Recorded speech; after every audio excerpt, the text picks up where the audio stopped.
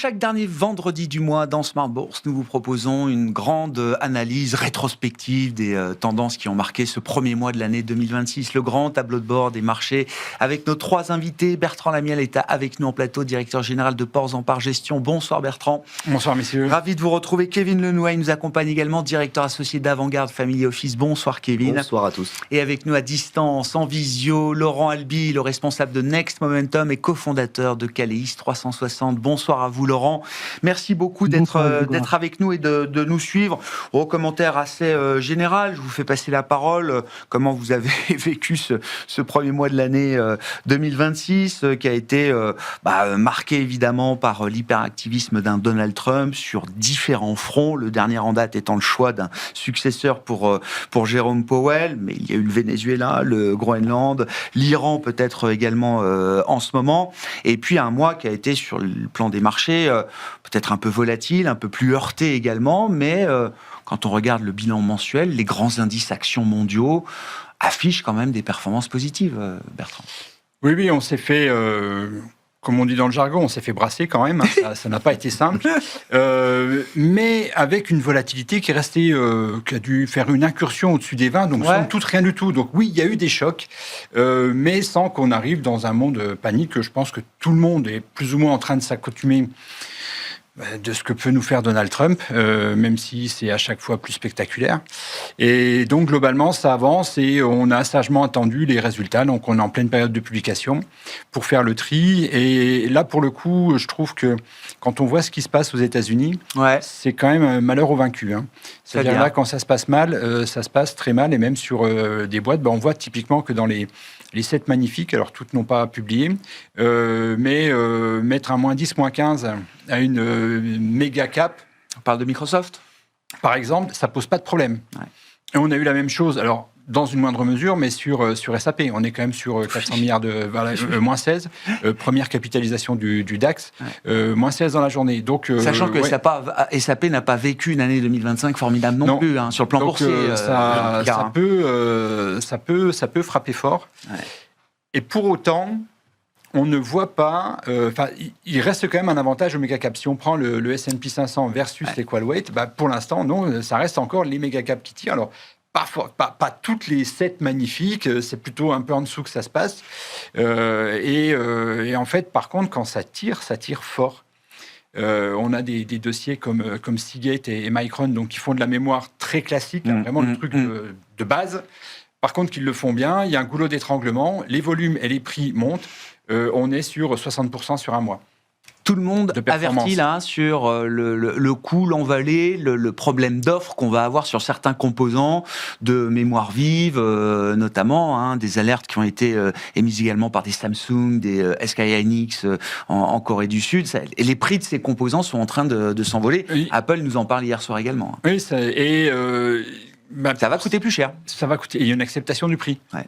Quand on est Apple, on pourrait se dire non, mais quand même là, sur des mémoires, sur des masses comme ça, oui. De base, je vais quand même faire le prix. Non, pas du tout. Ils font la queue comme tout le monde l'a fait chez Nvidia. Ouais. Et donc, on est dans ce moment magique. Alors attention, c'est les sociétés comme Micron et Seagate sont extrêmement cycliques. C'est-à-dire que quand ça se passe bien, on a les prix et les volumes qui augmentent, donc c'est magique. Quand ça se passe mal, les prix et les volumes baissent. Et là, pour le coup, ça peut partir en perte très rapidement. Ouais. Donc, sur le plan géographique, là, c'est intéressant. Vous avez toujours ce comparatif, le match États-Unis, zone euro. Donc là, on remonte plus qu'un mois en arrière, sur un an, c'est ça, Bertrand.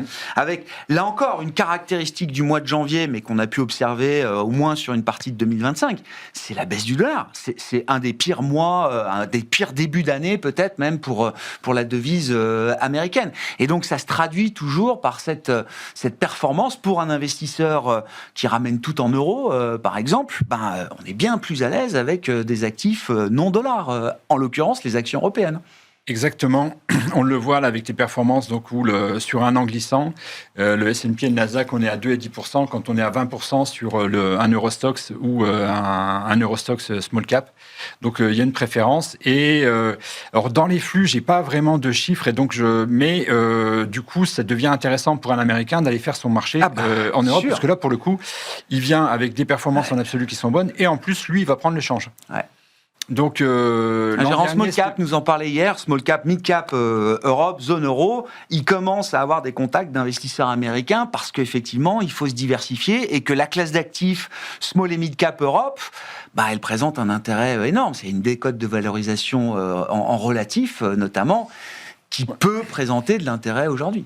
Oui, et des sociétés qui souvent ne sont pas impactées par les tarifs douaniers parce qu'en fait ne sont pas encore aux États-Unis, sont plutôt en train de se développer sur l'Europe, ont des fois une géographie un peu asiatique ou un peu africaine, mais c'est tellement petit dans leur business que globalement elles sont plutôt en train de prendre plus avec le mouvement un peu de retour à la souveraineté, le réflexe souverainiste qui est plutôt porteur pour ce type de société. Et donc là dans les publications, on a plutôt eu pour l'instant des bons chiffres. Donc ça soutient la tendance. Kevin, vos commentaires sur ce mois de janvier, et puis dans les graphiques que vous nous proposez, j'aime toujours celui qu'on met en premier, qui montre ces valorisations comparées des grands marchés, donc américains, européens et puis émergents. Donc ce sont des indices agrégés, bien sûr. Avec l'idée qu'en termes de valorisation, les marchés sont peut-être à leur prix aujourd'hui. Absolument. Je vais assez bien m'entendre avec ce qui vient d'être dit. Globalement, pour la trame de fond, en tout cas sur le premier mois, on a un point intéressant qui vient d'être dit, c'est que globalement, effectivement, on a un mois de janvier qui a commencé de manière très chargée. Venezuela, Groenland, etc. 4 menaces de droits de douane quand même supplémentaires de la part de Donald Trump, dont la Corée du Sud, dont l'Europe. Et malgré tout, le marché surpasse encore une fois l'obstacle. Alors, il y a de la volatilité, ça va être très bien dit, mais globalement, on se retrouve aujourd'hui avec des marchés qui intègrent peut-être cette violence, le terme est peut-être un peu fort, mais comme une nouvelle normalité. Et donc ça, c'est vraiment un bon point, effectivement, de ce côté-là. C'est un bon point, vous dites. C'est pas une complaisance, c'est les marchés... On va raisonner en tant qu'investisseur. La complaisance est un bon point, tant que le marché aujourd'hui tient, et globalement, ça reste un bon point, parce que on admet cette norme-là, effectivement, de rigueur, ou en tout cas de violence politique, et donc on est capable de surpasser l'obstacle. Que ce soit pas dangereux, c'est encore autre chose, bien entendu. Le vrai sujet ici, et notamment si on revient aux valorisations, c'est qu'on est effectivement sur des niveaux, on le verra après, qui, selon nous, ne laissent pas beaucoup de place à la progression, encore une fois, des valorisations. On n'a pas, globalement, des prix qui vont pouvoir se tendre beaucoup plus. Donc ça signifie qu'on n'a pas le droit à la rupture. Donc non seulement on va regarder de très près les fondamentaux, je trouve très intéressant la publication de Microsoft, d'ASML, effectivement, mais si on reste d'abord sur la trame macro, ça signifie qu'avec des valorisations comme ça, vous devez être crédible sur de nombreux sujets. Crédibilité IA, il va falloir évidemment en parler en 2026, le droit à l'erreur n'est pas permis. Crédibilité budgétaire, bien entendu, et sur la dette en règle générale, on en parlera aux États-Unis. Et puis crédibilité géopolitique, mais ça, à vrai dire, on va pas non plus trop en demander. Puis comme vous le dites, les marchés acceptent ce new normal trumpien, alors peut-être à leurs risques et périls à un certain stade, on verra. C'est sûr que s'il y a plus de réaction de marché chaque fois que Trump est dans l'excès, comment est-ce qu'on ramène Trump ? Exactement. Comment est-ce qu'on ramène Trump à quelque chose de plus consistant ou de plus confortable ? Exactement. Voilà. Ça pose un autre problème qui viendra après sur la dette, selon nous, effectivement. C'est plutôt le risque de crédibilité qui commence à être entaché. Le fait de passer, on a beaucoup parlé de Taco Trade, et vous le premier. On passe à Tata Trade aujourd'hui. Enfin, Tata aujourd'hui, ça montre bien que ce marché... Trump always tries again. Exactement. Et il faut rendre hommage à Ethan Harris, qui est un ancien chef économiste de Bank of America, un Fed Watcher devant l'éternel, qui a lui-même écrit cet acronyme que je reprends régulièrement. Donc ça montre bien peut-être... Trump revient toujours à la charge. Mais oui, tout à fait, il reviendra à la charge. Donc ça montre bien ce que vous disiez, c'est une complaisance ou une accoutumance. Donc ce n'est pas bien, mais encore une fois... en tant qu'investisseur, c'est la donne. On peut se dire que c'est la donne, donc autant faire avec. Bon, pour reprendre sur les valorisations, et c'est intéressant parce que vous avez ce graphique aussi qui montre comment c'est décomposé la performance passée. Alors, au sein du S&P 500, vous dites effectivement, le S&P 500 est l'indice le mieux valorisé par rapport à l'Europe et aux émergents. Il n'y a pas de débat là-dessus, mais c'est aussi un marché où, alors j'ai pas la proportion exacte, mais peut-être que 80% de la performance 2025 s'est faite par la croissance des bénéfices aux États-Unis. Absolument. C'est assez différent. On n'a pas. Alors, j'aurais bien aimé avoir le graphique sur l'Europe, mais je sais que sur l'Europe, c'est beaucoup plus d'expansion de multiples que de croissance bénéfice. En fait, c'est plus équilibré. Vous avez raison. C'est ça. Absolument. La croissance des multiples a été importante en Europe, mais en réalité, quand on fait le découpage, ça reste un équilibre entre valorisation et bénéfices. Et croissance bénéficiaire. D'accord. Effectivement, j'aurais fait un graphique beaucoup plus fouillis pour la présentation. Donc, je suis resté sur le S&P 500, mais ce que ça montre effectivement quand on décompose le marché, c'est que après 2-3 années de progression très forte, qui ont été d'une part au départ sur des augmentations de valorisation, on est maintenant depuis 12 mois à peu près quasiment uniquement dans la progression bénéficiaire. Ce qui est très sain, et c'est la discussion qu'on avait en 2025, loin d'un marché qu'on peut imaginer, encore une fois, trop cher. Il était déjà trop cher si on fait ce parallèle-là, finalement, en décembre 2024. Donc ça, c'est le bon point. Maintenant, j'en reviens à se dire, soit on a une inflation de marché qu'on ne voit pas, et on considère effectivement que les ratios peuvent encore progresser. C'est pas notre point, mais pourquoi pas, bien entendu, et certains le défendent. Soit on se dit qu'effectivement, ça nécessite, comme ça a très bien été dit, que les fondamentaux soient de nouveau excellents pour passer l'obstacle. Et puis ensuite, si on fait encore un découpage plus grand, et on va aller sur les autres marchés tels que vous le souhaitiez, l'avantage, c'est que quand on regarde ça marché par marché, il y a peut-être des opportunités. L'Europe en est une, parce qu'effectivement, sur les valorisations, on voit que ça a beaucoup plus progressé, certes, mais il reste sûrement de la place, parce qu'on a un sujet de régionalisation qui revient, de mon point de vue, et on a surtout des croissances bénéficiaires qui ne sont pas ridicules.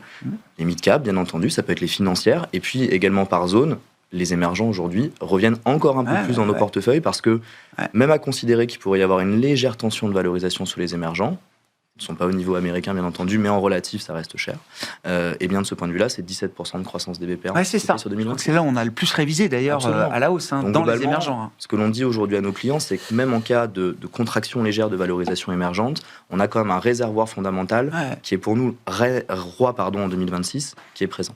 Des grandes boîtes dans les émergents, souvent c'est un peu contre-intuitif, mais qui sont bien gérées, voire très bien gérées. Plus le pays est difficile, plus les grandes entreprises du pays généralement sont disciplinées et bien gérées. Et quand on regarde des pairs ou entreprises équivalentes dans le même secteur, on a souvent des entreprises émergentes qui sont bien mieux gérées. Quand je dis mieux gérées, c'est moins de leviers, des bilans plus sains par rapport à des entreprises de nos économies développées qui peuvent se permettre justement d'avoir du levier et des bilans un peu plus alourdis pour dire avec les choses. Thème, alors qu'on entend plus dans la partie obligataire, et j'arrête ensuite, qui est la partie, vous savez, mauvais pays, bon émetteur. Ça correspond aussi à mauvais pays, bonne entreprise. Et ça, on le retrouve effectivement souvent. Laurent, vos commentaires, on a esquissé pas mal de sujets, mais je voulais là aussi qu'on reprenne peut-être en graphique avec vous, puisqu'on est en plein dans les publications de la tech aux États-Unis, que ça reste quand même le sujet ou un sujet de 2026. Comment le thème de l'IA va-t-il continuer de se développer? Avec quel segment de marché? Avec quel type d'entreprise désormais? Je voulais qu'on fasse un petit point sur le Nasdaq, peut-être avec vous, Laurent. Oui, alors, beaucoup de choses ont été dites grâce à Bertrand et Kevin.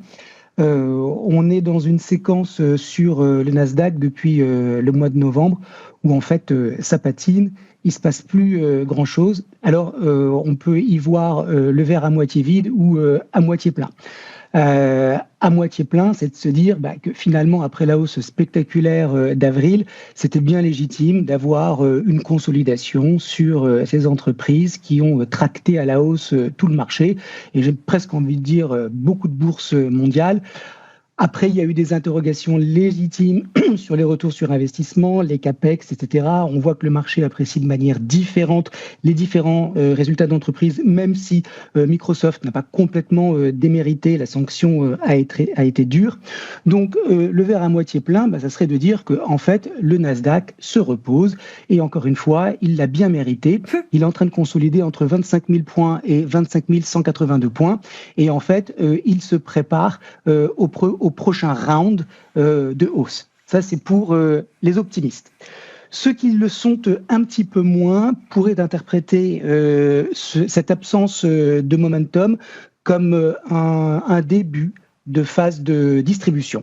C'est-à-dire qu'il n'y a plus les triggers, les catalyseurs pour générer des flux qui soient substantiels, durables, sur les GAFAM avec ce qu'on connaît aujourd'hui et qu'il va falloir attendre plus, d'attendre un peu que la poussière retombe et qu'on comprenne tous si finalement il y a encore un round devant nous de hausse. Alors de toutes les manières, même s'il y a une hausse, elle ne sera plus du même acabit que celle qu'on a connue depuis le mois d'avril. Ça, c'est terminé. Je pense qu'on devrait avoir au mieux sur 2026 des marchés, peut-être aux États-Unis qui vont continuer de progresser, mais j'ai plus l'impression qu'on va avoir une année de consolidation, peut-être de consolidation haussière, que de momentum et de tendance, comme ce qui s'est passé depuis avril. Alors, les niveaux 25 182 en résistance, vous l'avez à l'écran. Le Nasdaq 100, il nous a déjà surpris, donc peut-être qu'on va finalement sortir par le haut, mais vraiment j'en doute parce que on a bien vu déjà ce qui s'est passé avec les principales magnifiques, et puis Nvidia patine parallèlement à tout ça. Bon voilà, donc ça peut peut-être repartir, mais même si ça repartait, vous voyez que techniquement j'ai deux extensions de Fibo. 27 048 points et 27 485 points. Ouais. S'il y allait, le Nasdaq 100, ça serait pour moi déjà une très très belle performance, d'autant plus que, parallèlement à tout ça, vous l'avez tous dit, on a vécu un mois de janvier quand même très très très spécial. J'espère que les 11 autres mois de l'année ne seront pas comme janvier, parce que ça va être très très fatigant de suivre Donald Trump.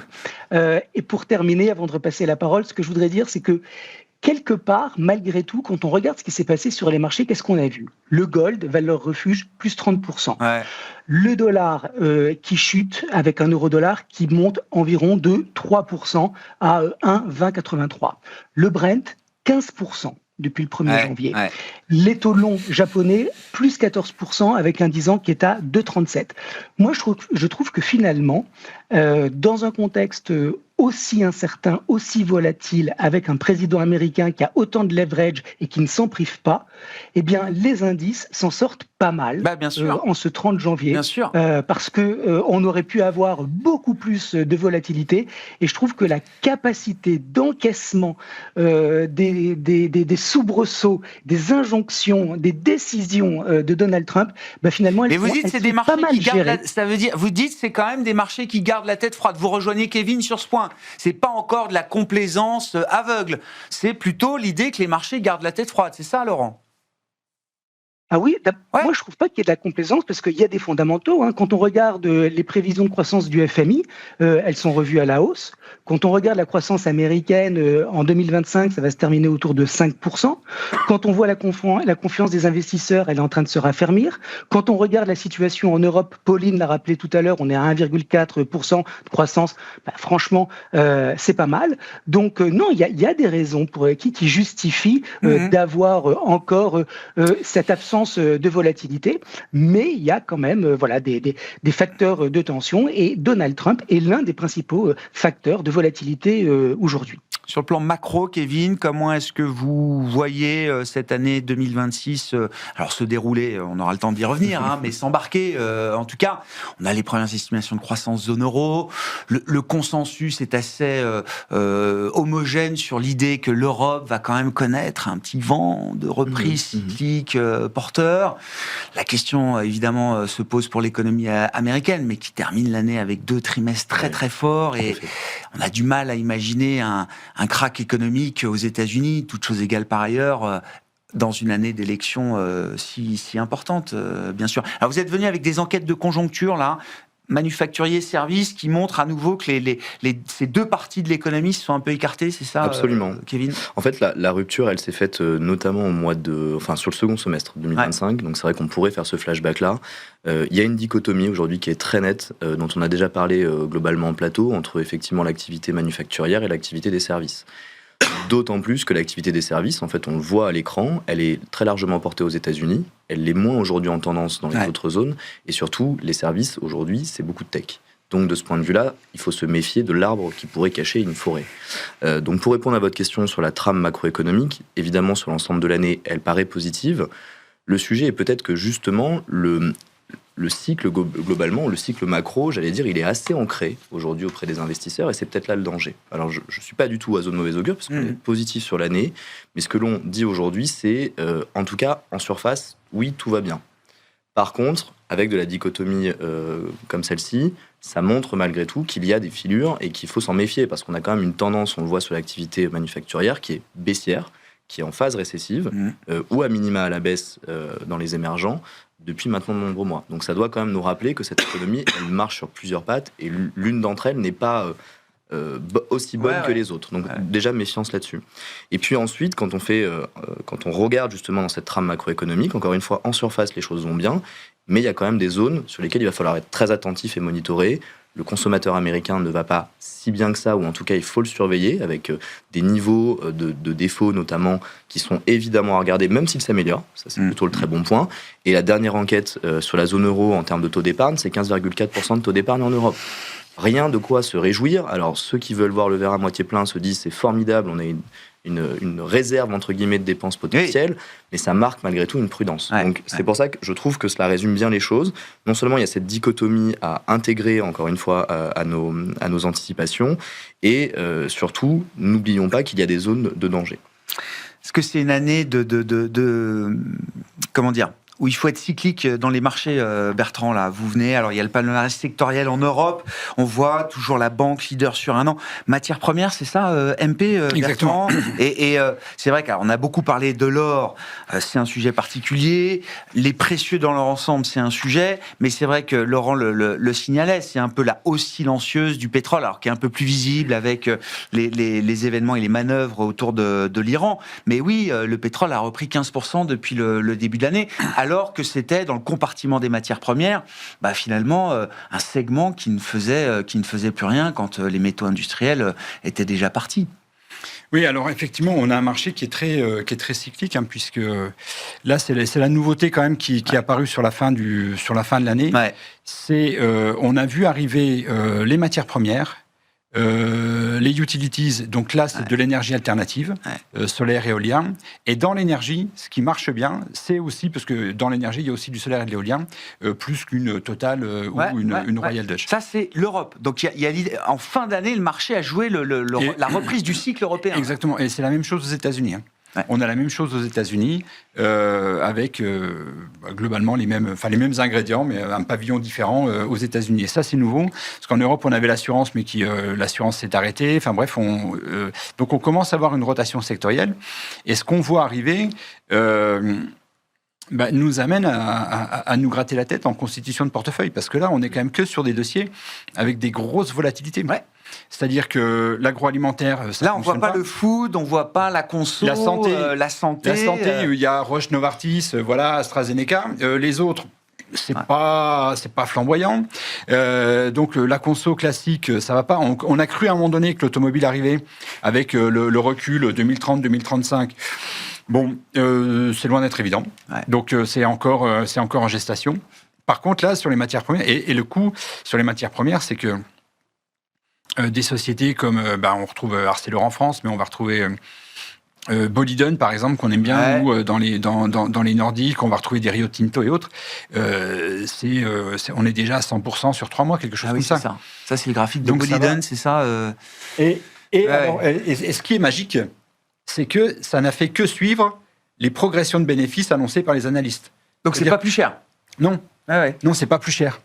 Donc, et quand on regarde historiquement les tendances qui ont pu être très longues, parce que les matières premières, forcément, c'est cyclique. Donc, en fait, les détenir dans la durée, c'est pas forcément le plus percutant. Par contre, être là au moment où ça tape, où ça monte fort, ça peut vous faire du 200% en 18 mois, et c'est impressionnant. Gros bêta. Et donc là, on est juste au début, et donc nous, en regardant et en reprojetant des tendances fortes qu'on a déjà connues par le passé, si on est dans l'analogie, on n'est pas de boule de cristal, mais dans l'analogie, il nous reste encore 53%. Ah ouais. Laurent, il faut qu'on parle du dollar et de l'euro-dollar en l'occurrence. Vous avez, chacun est venu avec un graphique de l'euro-dollar, je crois, évidemment. Non, mais le dollar est à nouveau un marqueur de ce début d'année. Je crois que c'est un des pires premiers mois de l'année pour l'indice dollar, qui avait déjà beaucoup souffert sur 3-4 mois en première partie d'année 2025.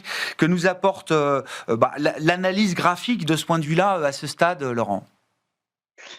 Ce qu'elle nous apporte, c'est qu'il y a eu un vrai vote de défiance contre l'administration Trump avec cet épisode Davos. Et en fait, ça a profité évidemment donc à l'euro. Moi, je vois dans la volatilité du dollar un risque pour les marchés. parce que si, effectivement, pour moi, il s'est passé quelque chose à Davos par rapport au comportement de Donald Trump. On le connaissait, on connaissait son idéologie, son pragmatisme avec les tarifs douaniers, ok. Mais ce qui s'est passé à Davos, quand même, c'est d'utiliser les tarifs douaniers comme une arme politique par rapport à son Conseil de la paix. Et ça quand même, pour moi, ça change quelque chose dans le disque dur des investisseurs, parce que quelque part, ils comprennent que, ces tarifs douaniers, ça devient une arme. Ça devient une arme politique. Et donc, il pourrait, et on l'a vu d'ailleurs dans la presse, ici et là, parfois, des fonds souverains qui commençaient à réfléchir à la vente de bons du Trésor. Vous voyez, en tout cas, ça va désorganiser, cette baisse du dollar peut désorganiser les marchés. Donc, on est à 1,20, on est passé au-dessus, on est repassé au-dessous. En analyse technique, on a une étoile filante, donc cette grande mèche haute qui montre que ça n'a pas tenu cette hausse de l'euro. La nomination de Kevin Warsh y joue peut-être un petit peu, mais sur le fond, cette faiblesse du dollar, moi, j'ai pas le sentiment que ça peut aider finalement les États-Unis tant que ça, si ça va trop vite à la baisse pour le dollar. Pour moi, c'est clairement un facteur de danger pour les marchés actions, parce qu'on reste dans l'imprévisible, et tout ce qui n'est pas prévisible sur les marchés est facteur de volatilité, et donc de choc, et donc de baisse. Donc il faudrait, à mon avis, que l'administration Trump fasse attention, plus attention à l'évolution du dollar, parce que sinon, pour les mid-terms, il peut y avoir effectivement... c'est une piste de danger potentiel. Un risque de déstabilisation, effectivement, avec une baisse du dollar qui est peut-être moins contrôlée que ce qu'il n'y paraît. Est-ce que les choses paraissent encore contrôlées de votre point de vue, Kevin? C'est la volonté de Trump. Il utilise tous les leviers possibles pour faire baisser le dollar. Encore une fois, est-ce que c'est encore contrôlé ou est-ce qu'il y a un risque de perte de contrôle à un moment là? Je crois qu'il y a un vrai risque de perte de contrôle parce que le plan de Trump et le plan de l'administration américaine, il est plutôt lisible. On rappellera le fameux 3-3-3 de Bessent. Ah oui, je veux bien qu'on le rappelle, oui. Donc 3% de déficit à ramener, 3% de croissance nominale et 3 millions de barils jour. Oui, c'est ça. On fort 3 millions de barils jour. Absolument. Ça ne fonctionne effectivement qu'avec un haut niveau de crédibilité, notamment sur le budgétaire. C'est ce qui manque globalement. Mais ce plan, il a au moins quelque chose de très positif, c'est qu'il existe. Et globalement, sur d'autres zones économiques, on ne l'a pas. Donc on peut s'en satisfaire. Est-ce qu'il y a un risque de perdre totalement le contrôle de la chose? Oui, parce qu'encore une fois, sur les émissions notamment, ou en tout cas sur la dette américaine, et donc sur le dollar par corrélation, il y a aujourd'hui un vrai sujet. Il y a toujours la trame de fond de la diversification des réserves de change. À mesure que vous régionalisez comme ça ce monde et que vous le violentez quelque peu, on le voit très bien, on a globalement un épuisement des valeurs dollars au sein des réserves de change, au profit d'ailleurs de l'or qui est très anticorrélé. C'est pour ça que je me méfie beaucoup de l'or de ce point de vue-là, comme valeur refuge par définition. J'ai un doute là-dessus. Donc, est-ce qu'il y a un risque? Oui, et très clairement de ce point de vue-là, ce que montre aujourd'hui notamment le bilan de la Fed, ou en tout cas, la dette américaine telle qu'elle est aujourd'hui présentée. Non seulement on a de la prime de terme, certes, mais on a surtout des maturités très importantes qui arrivent l'année prochaine, et Donald Trump le sait très bien, et ça rentre dans son plan économique. S'il rate ce virage-là, ça sera après les mid-terms, globalement, ça sera plutôt en 2027, ça se prépare aujourd'hui. Donc, on comprend tout à fait en tant qu'investisseur ce qui est en train de se passer. Il y a simplement une limite à trouver, qui est la limite de crédibilité très forte. Et je crois que la nomination du jour, elle participe à cela. On en parlait avant que l'émission commence. On s'attendait à pire, globalement. Donc, je ne vous dis pas que c'est une bonne nomination. Moi, je ne peux pas en juger de la sorte. Formation académique. Alors, c'est pas un économiste, il est juriste. Il a passé quand même 5 ans comme gouverneur de la Réserve fédérale américaine. Il a vécu la grande crise financière de l'intérieur, Kevin Warsh. Donc, évidemment, il ne sort pas de nulle part non plus. Et c'est surtout un profil qui ne l'est sûrement plus aujourd'hui, mais qui était un ancien orthodoxe, de ce point de vue-là. Et disons qu'on a peut-être une lecture en disant il sera dovish sur les taux, comme l'attend le marché, mais il sera plutôt hawkish sur le bilan. D'accord. Et ça, globalement, ça peut plaire au marché. En tout cas, moi, ça peut pied sur l'accélérateur et un autre sur le frein. Oui, ça peut nous plaire en tant qu'investisseur, parce que ça permettrait justement d'aller crédibiliser quelque peu l'institution, et surtout de crédibiliser la stratégie économique dans son ensemble. Encore une fois, il faut voir le politique qu'il y a derrière. Vous le citiez, il y a beaucoup de doutes, encore une fois, quant maintenant à son école de pensée actuelle. Oui, non, mais il aura l'occasion et tout le loisir de lever tous les doutes qui pourrait y avoir dans le marché aujourd'hui. Ouais, un commentaire. Bon, on attend cette nomination depuis tellement longtemps. Bertrand, Kevin Warsh, c'est un nom qui figurait parmi les candidats dès le départ, quasiment. Le marché va apprendre qui est Kevin Warsh de 2026 par rapport au Kevin Warsh de 2006-2011, qui était l'époque où il était gouverneur de la Fed? En fait, c'est comme toujours, hein, c'est de la même manière quand on a un nouveau management, c'est les premiers pas, et l'exercice de communication des banques centrales est un exercice quand même subtil. Donc il faudra voir ce que ça donne, parce qu'effectivement, il arrive avec quand même, en termes de lisibilité, clairement, lui, son idée, c'est baisser les taux, mais en même temps réduire le bilan de la Fed. Donc, ça va faire baisser. Donc, il veut avoir une politique de baisse de taux court. Ouais. Mais son action sur la réduction du bilan de la Fed va avoir une action haussière sur les taux, sur les taux longs. Donc, l'écart taux long taux court, les banques vont s'en réjouir parce que c'est de la marge pour elles. Pour autant qu'il y ait du volume, parce qu'en fait, le sujet derrière, c'est le consommateur. Assez rapidement, le consommateur. Et les taux longs, c'est les mortgages. Hein. Voilà, et donc c'est l'immobilier, et donc là, forcément, ça va être compliqué. Ouais.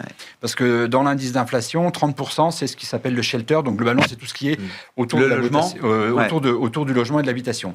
Donc c'est là où il faudra voir, et on voit bien que Donald Trump, il a quand même un œil sur l'inflation, sans jamais trop la citer, mais typiquement, quand il y a eu, je crois, il y a 15 jours, une sortie sur les data centers. Bon, il en est très loin, mais ça lui va bien parce que c'est les big tech et voilà, et c'est les fleurons des USA.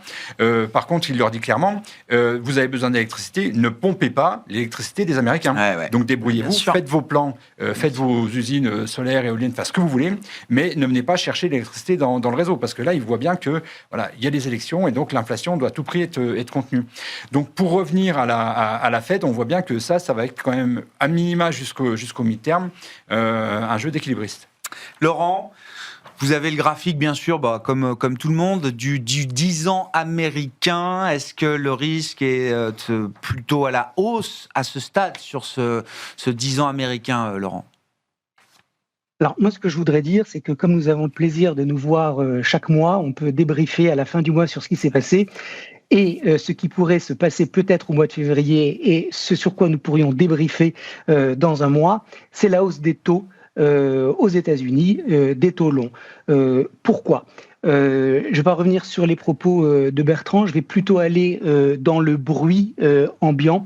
Et quand je parle de bruit, je parle du pétrole, parce qu'il y a quand même une actualité géopolitique qui est quand même assez tendue, on va dire. Et ça pourrait, on voit bien que le prix du baril y réagit quand même. Comme je disais tout à l'heure, on a assisté à une hausse d'environ 15% sur le prix. On n'a pas été loin à un moment de $70. S'il y avait un choc politique, géopolitique au Moyen-Orient, le pétrole va monter. Et si le pétrole monte, je ne vois pas comment les taux pourraient ne pas monter. Il y a une bonne corrélation. Pétrole, taux, 10 ans, oui. C'est une très bonne corrélation encore aujourd'hui. Bah oui, parce que de toutes les manières, tout de suite, ça va remettre sur la table les discussions sur l'inflation. Et donc, il va y avoir des arbitrages qui vont être faits. Et puis, surtout, on va avoir cette hausse des taux. Et donc, premier danger potentiel pour les 30 prochains jours, ce qui se passe du côté de l'Iran et du détroit d'Ormuz. Ça, c'est quand même un point chaud à surveiller. C'est du bruit, mais ça peut clairement impacter les marchés et être une source de vol. Et puis, le deuxième point, très vite, c'est les taux longs japonais. Moi, il y a un risque pour moi de voir ces rendements augmenter, parce qu'il y a un risque de rapatriement des fonds des États-Unis vers le Japon, parce que ça devient quand même nettement plus intéressant de rester en domestique quand on est à 2,37. Donc, ça ne veut pas dire que les Japonais vont vendre les bons du Trésor, mais ça veut dire qu'ils peuvent ne pas renouveler leur ligne, ce qui veut dire qu'il peut y avoir un assèchement de la demande. Ça peut faire monter les taux. Donc ça, c'est un premier problème. Et puis le deuxième, c'est que ce carry trade, on l'avait vu à l'été 2024. Moi, je ne sais pas exactement dans quelle mesure il a été complètement ou pas débouclé, mais enfin bon, les conditions de financement, elles sont plus les mêmes. Il y a quand même des expositions leveragées sur cette thématique. Donc si ça continue de monter, les taux japonais, moi, peuvent représenter un autre risque de volatilité pour les marchés. Là, on a vu qu'ils baissaient un petit peu, mais voilà, il ne faudrait pas que ça monte trop, ni du côté des taux au Japon, ni du côté du pétrole, pour effectivement avoir une conjoncture, avoir un mois de février moins turbulent que ce qu'on a vécu jusqu'à maintenant, en tout cas au niveau du news flow, parce que ça n'a pas tellement été du côté des prix, mais ça pourrait peut-être changer. Bon, effectivement, des parties longues de courbes de taux extrêmement volatiles, alors avec beaucoup moins d'acheteurs naturels.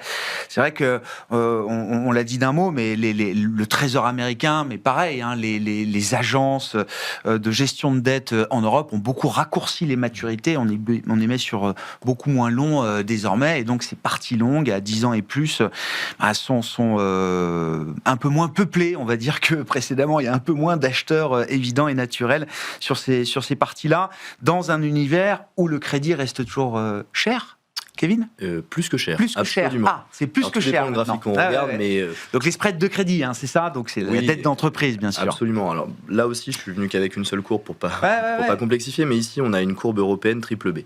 Donc disons qu'on est déjà à la limite de la qualité. C'est pas d'investment grade, et faire du double B+, pourquoi pas, mais rien qu'en se focalisant là-dessus, en descendant au fond de qualité investment grade, on a 80 points de base de spread.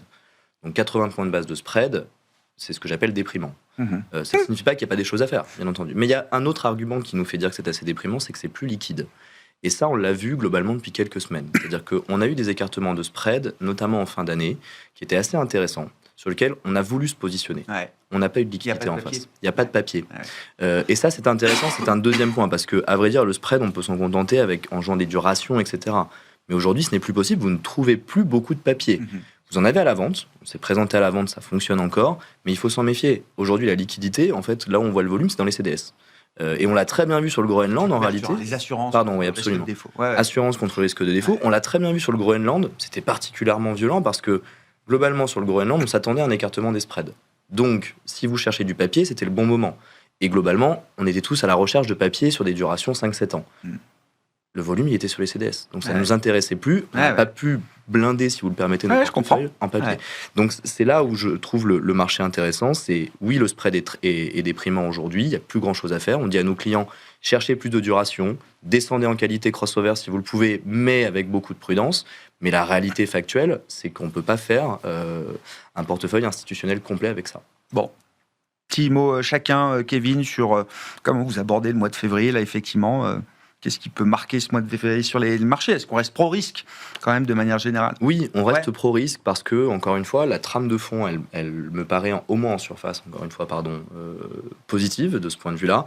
Par contre, on retourne nos portefeuilles toujours vers de la qualité, vers des valorisations qui sont audibles, c'est un bien grand mot, mais qui en tout cas sont soutenues par des fondamentaux solides. Mais encore une fois, le sujet, c'est de connaître son risque, et donc on évite toujours les survalorisations. On essaie de se diversifier encore une fois par des secteurs qu'on n'a pas. C'est le retour sur les mid-cap qui a été très bien décrit. On participe à ce mouvement-là, et la régionalisation de nos portefeuilles. Très américains auparavant, et aujourd'hui de plus en plus, et européens et émergents. Plus équilibré. Plus équilibré. Bertrand, la logique là, qui guide l'investissement à ce stade ? Donc nous, aujourd'hui, on constate, les saisons des publications, on vient juste de rentrer dedans, mais globalement, pour les banques, ça se passe très bien. On a Caixa qui gagne encore 6% aujourd'hui. Ouais. Donc là, ça valide complètement que le trend n'est pas terminé. Intact. Donc on va rester dessus. On a des économies, ça a été cité, qui globalement vont plutôt bien. Donc voilà. Donc ça reste propre. Dans les mid-cap, effectivement, on découvre pas mal de sujets. La cote est extrêmement large. On a plus de 800 valeurs en Europe couvertes. Ouais. Donc il y a des choses à faire, et ça nous permet d'aller chercher les dossiers. Enfin, la décorrélation qu'on trouve pas dans les grands indices ou dans les grands secteurs, on peut aller toucher des dossiers à travers les mid-cap qui sont moins sensibles au cycle que ne peuvent l'être des industriels, de la techno ou des banques. Bon, on se revoit dans un mois pour confirmer ou infirmer tout ce qu'on a raconté aujourd'hui. Messieurs, merci beaucoup pour votre participation. Kevin Lenouaille, Avantgarde Family Office, Bertrand Lamiel, Porzan par Gestion, et Laurent Alby, Next Momentum, qui étaient nos 3 invités de ce dernier vendredi du mois pour ce grand tableau de bord des marchés.